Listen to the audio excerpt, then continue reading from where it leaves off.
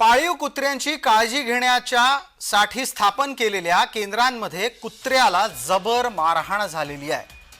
या मारहाणीमध्ये कुत्र्यानं डोळा गमावलाय तर दुसऱ्या एका कुत्र्याला मुका मार लागलेला आहे।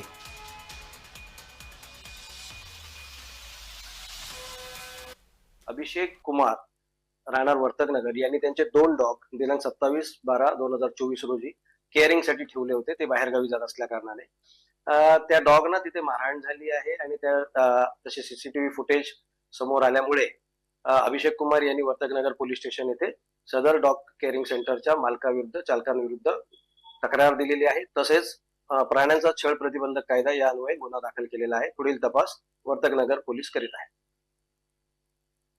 येऊरमध्ये बोर्डिंग सेंटर मध्ये ठेवलं होतं आणि तेथे त्यांचं दोघांचं असॉल्ट झालेलं आहे। एवढा असॉल्ट झालेला आहे की माझा 8 महिन्याचा जो टॉय पुडल आहे, तुम्ही बघू शकता की त्याचे डोळे निघाले आहेत आणि त्याचं ऑपरेशन झालं आहे। तो कधी बघू शकणार नाही जीवनभर। आणि माझा दुसरा पेट आहे त्याला पण खूप मारलंय, मुक्के मारले, थप्पड मारलाय, एवढं की आता तो खूपच शांत झाला आहे। दोघांचं आम्ही एफआयआर केलाय। आमचं हे मत आहे की आम्हाला जस्टिस याच मिळू शकतं की त्या लोकांचं कॅनल बंद व्हावं लागेल।